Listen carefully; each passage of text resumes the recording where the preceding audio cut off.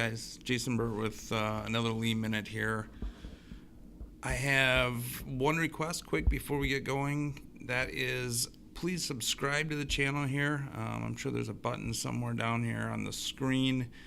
Go out to LinkedIn if you're in social media at all. LinkedIn, connect with me. Twitter, @EHIP Consulting. Go out to Instagram. My handle is jburtevolve. I like being able to connect with people and make as many contacts and have some conversations, work with each other as much as possible. I also have some free literature. It's kind of, I call it an ebook, but it's more of a little guide for executives. If you go to my website, ehipconsulting.com, EHIIP consulting.com, it's a great little guide for executive leaders, anyone who's thinking or considering getting involved in a lead journey with their company, or if you even have a thought that it might be able to help you, you should read this guide. It'll take you literally 5 minutes to read it, and might give you a little bit of perspective on how lean can help you, what it might take from you as a leader, your role. So very simple, quick read. Go out to my website. Should be a pop-up that comes up, and you can click on it and get it downloaded. So one of the things that I've been doing, I've been doing some podcasting. Eventually going to do probably my own thing, but right now I've just been doing some guest spots on a few different podcasts, and I've been very amazed as I go through these different podcasts and I listen to previous episodes. Most of the podcasts I've been on, they're talking about business growth, very entrepreneurial type podcasts, business type podcasts. And growth is coming up constantly through all my conversations. It's, they're talking about the top line. They're talking about growing the business. They're talking about it, both from a marketing and sales standpoint.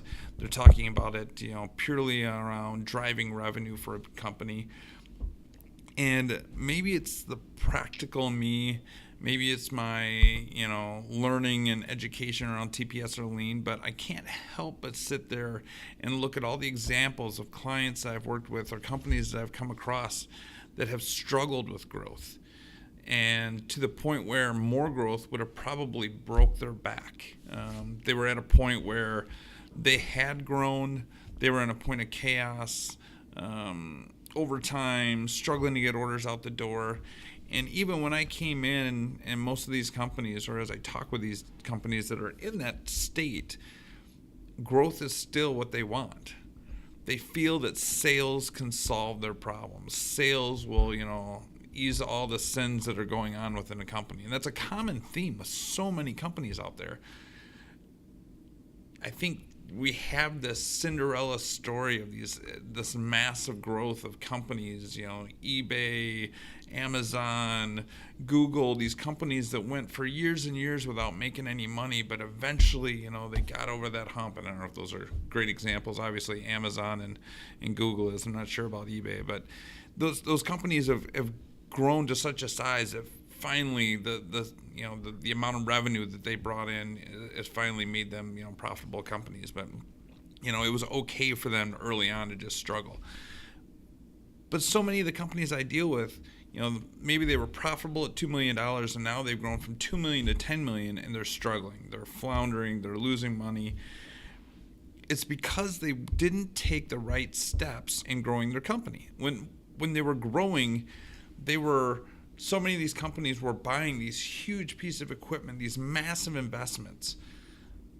And it's all about, they're planning on driving margin, right? That's the hope. I buy this super fast machine that has a 2-second cycle time versus the slow machine with a 10-second cycle time. And my margin goes from, theoretically on paper, goes from, 30% to 45%.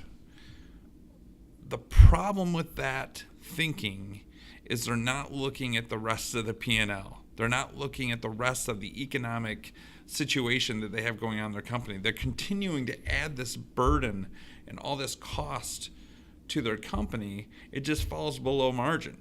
It all lands in overhead. It's going and buying the 100,000 square foot building when you only need the 20,000 square foot building, and you're burdening that cost, and you're hoping that you fill it up to be able to get to break even, and then eventually being able to get to make more money.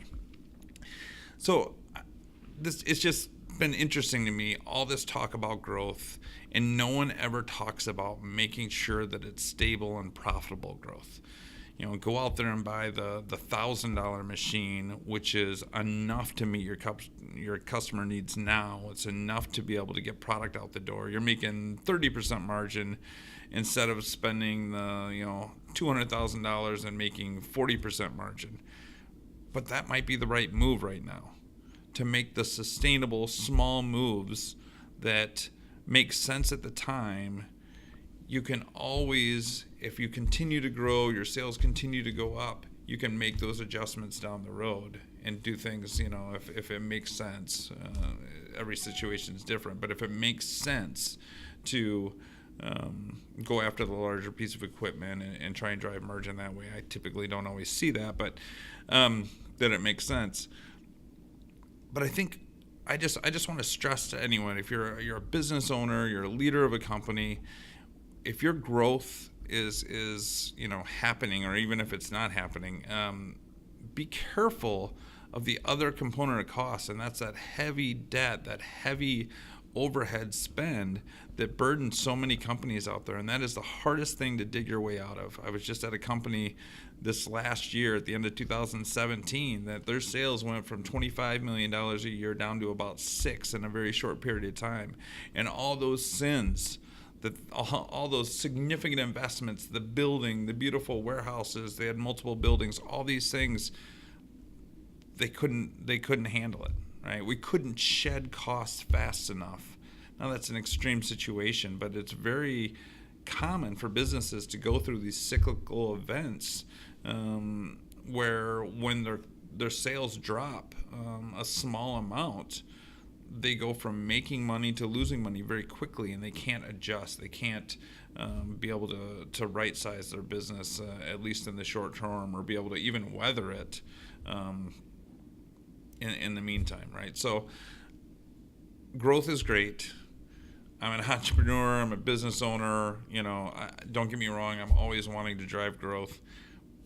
But please be responsible in how you're going after and getting that growth. I would rather grow half as much profitably than grow twice as much and just lose a whole lot of money, right? Which I see companies doing all the time. So that's it. That's my little spiel today for the Lean Minute. Once again, make sure you subscribe. Find me on social media, on LinkedIn, Twitter, Instagram. I appreciate it. Thank you very much.